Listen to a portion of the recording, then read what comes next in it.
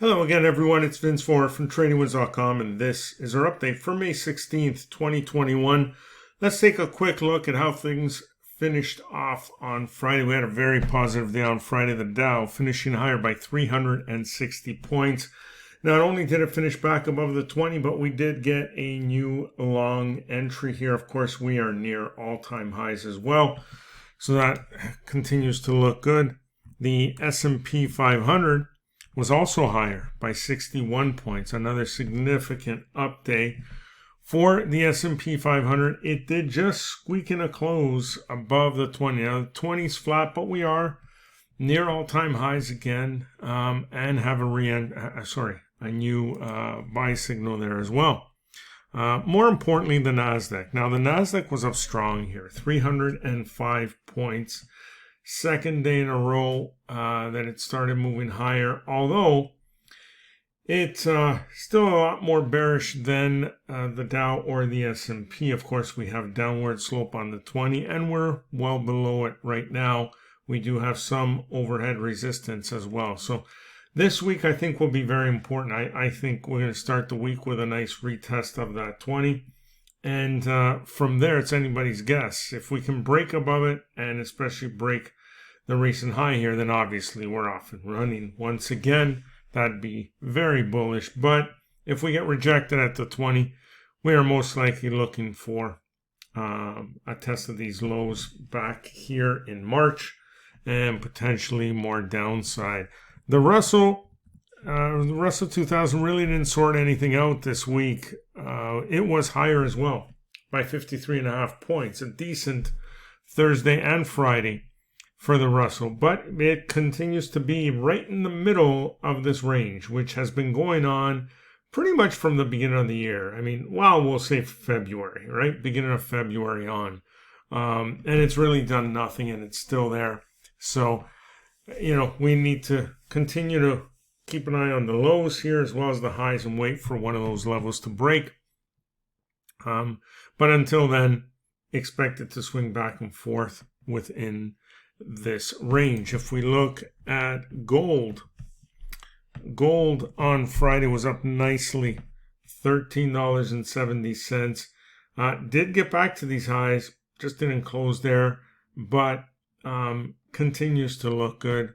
Remember, the monthly chart here is one we continue to watch closely, and it looks fantastic here for a longer term move. If we look at crude oil, crude also trading higher. It was up $1.55 on Friday. There it is. No long entry just yet, but again, we're close to these prior highs. 20 it's flattened out a little, but still, that was a nice recovery, and we probably should expect more upside for gold. You see on the weekly, it's trending nicely. And, there seems to be a bit more demand now that the economy is reopening, etc. There's also that whole issue with the pipeline being hacked and taken offline. So that had something to do with the prices being pushed higher as well. Let's look at the dollar index here. Dollar remains under pressure. Look at that move on Friday. A big rejection right at the 20 period moving average. We have a new re-entry short. I think 89 is definitely where we're going next. We'll keep an eye out that. Remember, the longer term here highlights support in this area down here, pretty much, very close to where we are now. And that is going to be a big test for the dollar. So for now, look for more weakness in the dollar. And the yield on the 10-year note finished the week off at 1.626. Let's take a bit of a broader look here, reviewing the charts of the different sector ETFs, starting with the materials fund. And you can see that we have a new re-entry here where, we continue in this nice, strong uptrend, lots of momentum near all-time highs. So very bullish look there. Communication sector also finishing the week on a positive note, getting a new long entry and a close above the 20. Energy, a new re-entry and looking for a move to new 52-week highs there. Financials look great, very close to all-time highs. Trend very much intact, momentum intact as well.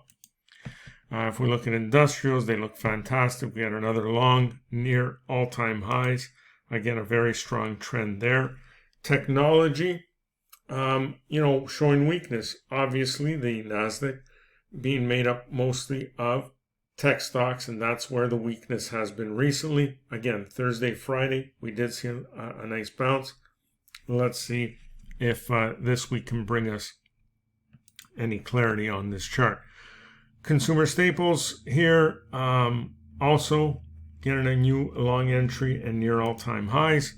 Real estate sector, which we've been talking about lately, showing a bit of weakness this week, but back to that 20 now, and we'll see if it can either retest it successfully and fail, or get above it and push off to new highs.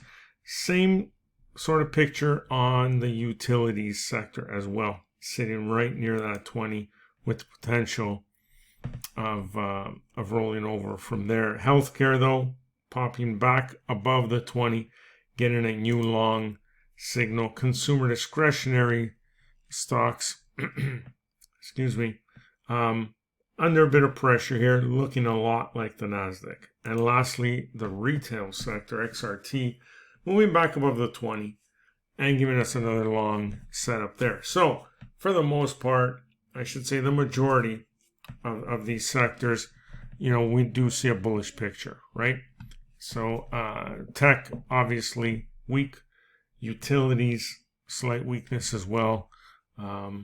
Everything else is pretty much, pretty bullish. Now, coming up for news this week, on Monday, not a whole lot. Actually, we get the housing market index, but aside from that, not a whole lot. Tuesday, we get building permits, housing starts, and the Red Book report.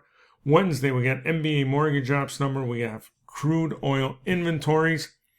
And the biggie, we get the FOMC meeting minutes from the Fed's last meeting to see if the language has changed at all. Thursday, we get jobless claims. And we also get, what else do we have on Thursday? Well, not a whole lot, actually. Yeah, pretty light, just jobless claims being the major one.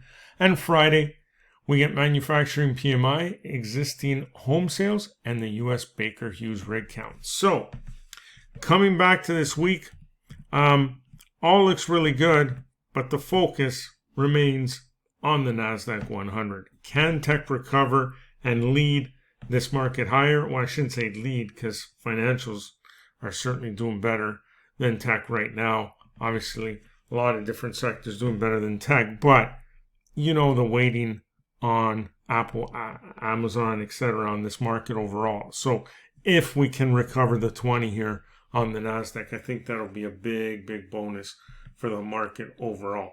So that's the focus going into Monday. Let's see if we can clear this picture up a little this week. But either way, expect some volatility, right? We saw some pretty wide range moves on the NASDAQ. I would expect more of that this week, whether it gets above the 20 or whether it fails.